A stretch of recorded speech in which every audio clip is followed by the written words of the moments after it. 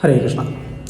பக்தர்களுக்கு செய்யக்கூடிய அபராதத்தினால நம்மக்கிட்ட ஏற்படக்கூடிய அடுத்த ஒரு தீய குணம் என்ன அப்படின்னு சொன்னால் அஸ்ரத்தா, அதாவது நம்பிக்கையின்மை.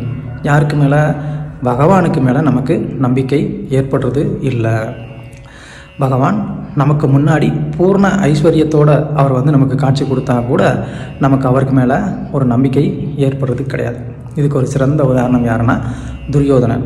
துரியோதனன் பாண்டவர்களை போன்ற தூய பக்தர்களுக்கு எப்போதும் அபராதம் செய்துக்கிட்டே இருக்கிறதுனால அவங்க கூட பகவான் சாக்சாத் கிருஷ்ணர் அவர் இருக்கிறாரு அப்படிங்கிறத கூட அவனால் ரியலைஸ் பண்ண முடியல.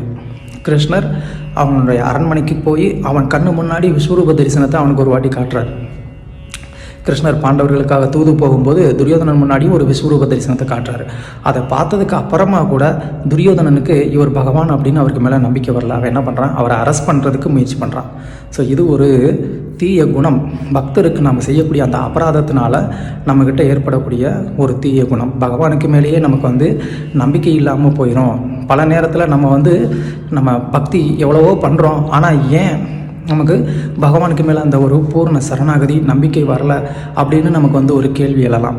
ஸோ அந்த கேள்வி வந்தது அப்படின்னு சொன்னாலே நம்மளை கொஞ்சம் உள்நோக்கி பார்க்கணும். நான் ஏதாவது ஒரு பக்தருக்கு நான் அபராதம் பண்ணியிருக்கிறேனா அப்படின்னு சொல்லி. ஸோ கண்டிப்பாக ஒரு பக்தருக்கு அபராதம் பண்ணாமல், இல்லைனா பகவானுக்கே அபராதம் பண்ணாமல் அந்த அஸ்ரத்தா அப்படிங்கிற ஒரு குணமானது நமக்குள்ளே வர்றதுக்கான ஒரு வாய்ப்பு இல்லை.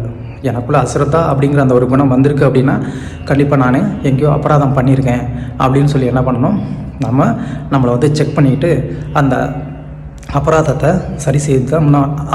சரி செய்தோம் அப்படின்னு சொன்னால் பக்தியில் நம்மளால் முன்னேற முடியும். ஹரே கிருஷ்ணா.